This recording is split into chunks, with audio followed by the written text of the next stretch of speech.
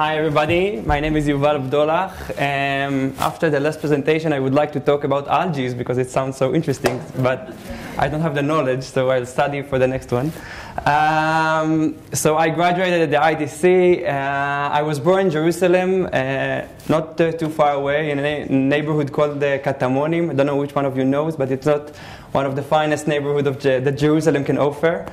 I had an amazing childhood with a drug addict at the apartment next to me. My best friend was a drug addict and stuff like that. It wasn't the finest neighborhood, as I said before. But I grew up and I moved to the army, and after that studied at the IDC, which is quite the opposite of Katamonim in Jerusalem.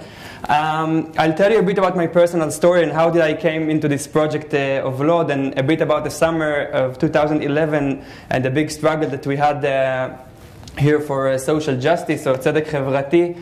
I'm working today at the National Union of Israeli Students, which is the body who represents all the students in Israel.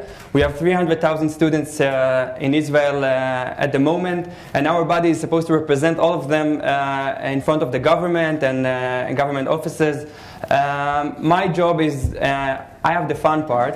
I'm in charge of social activism of students, and I got into the job 4 months before the summer of 2011 and the big struggle that was there. And what I did was I went to every student union in each city, in Kiryat Shmona, to Tel Chai, in Be'er Sheva, and told all of them, listen, one day when the social workers would start demonstrating, would you join although you're studying education? Because it's very important that we'll do it all together. And everybody said, yes, it's amazing, it's a great idea, we the students have to be united, and I was so happy. And then the struggle of social workers started, and then I gave a phone call to every student union and said, okay, do you remember the talk that we had a few months ago about everybody coming together? Yes, but you know, it's the exam period now, and we don't want to send emails to the students because it bothers them.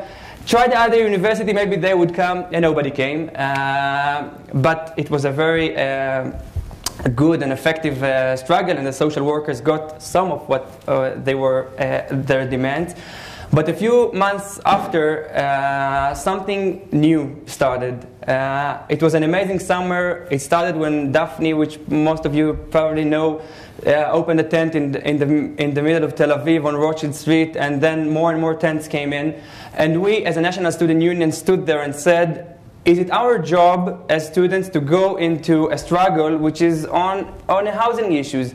Because you know the students in Israel are more active whenever it goes to the how much they needs to pay to the university and stuff that and public transportation, but not for housing, because that's the problem of our parents. It's not a problem of us, because we're renting an apartment, and for us it's cool to live in Tel Aviv, although it's expensive, but then we can move to another place.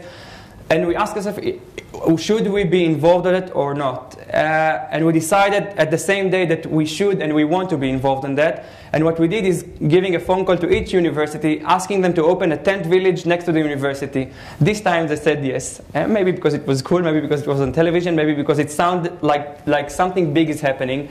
And from week to week we saw more and more tent villages all over the country. Itzik Shmuli, which was the head of the National Student Union there, became like a very known character in Israel. And my job, as I said, I always have the fun job, was to find the location for each demonstration and where would like to do it. Like the 1 million parade that we had, Atzeret HaMilyon, I don't know which one of you remember, it was on Kikar HaMedina in Tel Aviv.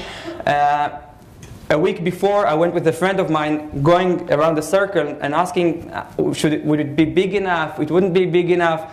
We stood there, we called the police, said, do you think it would be big enough? Let's do it. And that's how the 1 million parade was chosen to this place. And what happened to us is from week to week we saw that the struggle is getting bigger and bigger, and more people are joining us. I'll just tell you a short story about a girl named Sarah that came to me on one of those days in Rothschild that changed the way that I looked at this social struggle, and maybe even led me to this project in Lod. We had a tent in Rothschild Street. Our tent was white and big because we're the National Student Union and everybody needs to see us. But everybody thought that because we have the big tent, this is where everything is happening. Like if you'd like to talk to the leaders, you have to come to the big white tent. Actually, we had some water there. So when people want to drink something, because it was the summer, we just brought them water whenever they came to the tent. And more people come and ask us, where's the next demonstration is happening, and where do we have to go, and what are your demands? What are you demanding from the government? And we had some, it's sitting there all day long, answering to people who are coming, making sure that they would come to the demonstration on Saturday.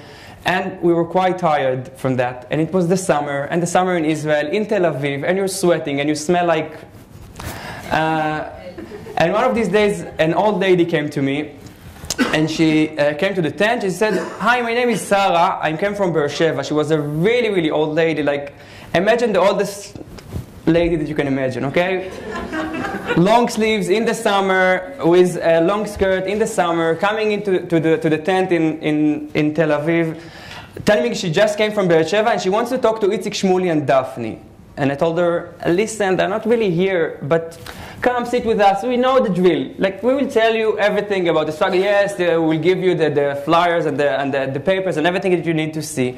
And she said, no, I want to talk to Itzik and Daphne. When would they be back? And listen, they won't come back now because they're going all around the country, making sure that all the tent villages are working and talking to the government. They're not sitting here in the tent with us. So I'll wait. Said, don't wait. They won't come. Please, just tell me what you want and we'll give you an... Okay. So can you tell Itzik and Daphne, please, don't give up? I said, okay, I'll tell them. You promise you will tell them not to give up? So, yeah, sure, I promise. I'll tell them not to give up.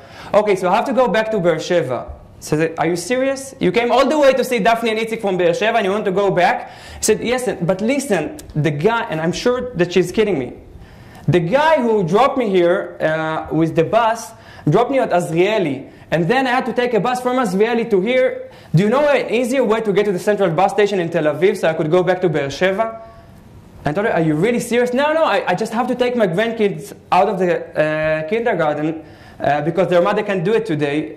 But you came all the way from Beersheba to tell this to Itzik and Daphne, and you didn't meet them, and you trust me to tell them, and that's it? You want to go back home? Let me just give you a ride to the central bus station. He said, no. Just take me to the bus stop. I'll take the bus. It's okay. We escorted her to the bus stop, and she drove all the way to Beersheba, back on the bus. Maybe she was from Tel Aviv, and she was just telling me a story, but for me, it was an amazing story that changed my life. It made me understand that the young people, have to maintain this hope, not only for us, but for other people who expect it from us. And I can tell you about our office. The day after the 1 million parade that we took out all the tents from Tel Aviv, our office was... We had phone calls from all of the people in Israel. People who went to the Social Security and didn't get the money. They got the National Student Union. Can you solve this problem? What are we with Bituach Leumi? It's nothing to do with us. We can't help you. But they felt as if young people can bring hope. And we took this hope and we took this vision that was put on our back, and we decided to open this project in Lod, which I'll present in a few slides.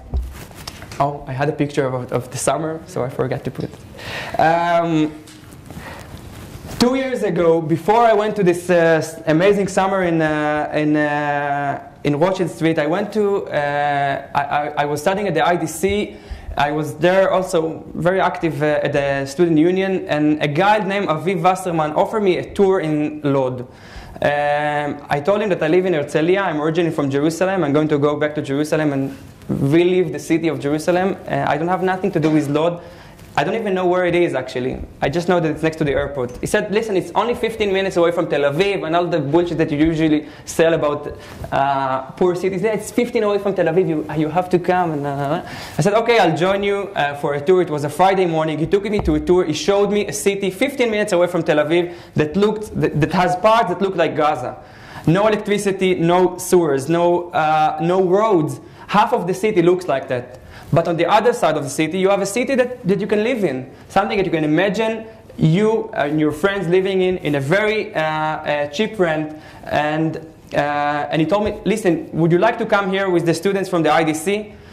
I told him, I'll think about it. I got back home, and all weekend sat on my laptop, started writing my vision for Lod. I'll bring the psychology school to help the poor kids. I'll bring the communication school to rebrand Lod as the coolest place on earth. I'll bring the business school to make students entrepreneurship in Lod. It would be amazing. 10 pages on a Word document on my laptop. And I closed my laptop, and I haven't opened this document for 2 years because I had exams, I had stuff to do. But after the struggle of 2011, I remember this document. I came to Itzik Shmuli and offered him this project that would bring young people, students like us, not to a neighborhood and not to do perach for 4 hours and go back home after you volunteered with the poor people, but living in a place that actually needs us to live there, not to save them, not in order to save them, in order to build a place that is suitable for them and for us to live in, because this is the way that we believe can change the country. Right now it was an amazing journey. My lecture can take like 4 hours if I'll tell you all the story about Lod, but I'll just give you the previews. Right now we have 200 students in Lod. In half a year, 200 students move into Lod. I'm living there for a year. It's an amazing neighborhood that I live in. We are not living in the most toughest neighborhood. We live in a neighborhood that we can see ourselves raising our kids afterwards. We volunteer in a wide field of like culture, like education, like civilian empowerment, because we really believe that the city doesn't need volunteers. The city doesn't need people to volunteer and save other people. City needs people that would come and tell the people that are living in the city to be more active and to take part and in order to change where they live and what happens around them. This is a students' village that was opened by Ayalim. I don't know if you know the movement is building student villages in Tel Aviv, up in the north and in the south. And this is what we decided to do. We wanted the student to live inside the neighborhoods with the community and not in a village that is a bit outside. So we brought the first 30 students to live on these neighborhoods, renting an apartment and living in the city. And look what happened at the beginning of this year. We have 7 communities of students. Each community is combined from 30 students, Arabs, Jews, religious, studying education, studying psychology from Tel Aviv, from Beersheba, from Jerusalem. An amazing group of 200 students who decided that their job is to bring the hope back to a city that her name and her title is a city of neglection, is a city of is an unsuccessful city, is a city of drugs and violence, and they want to show the other side, to show that they can work.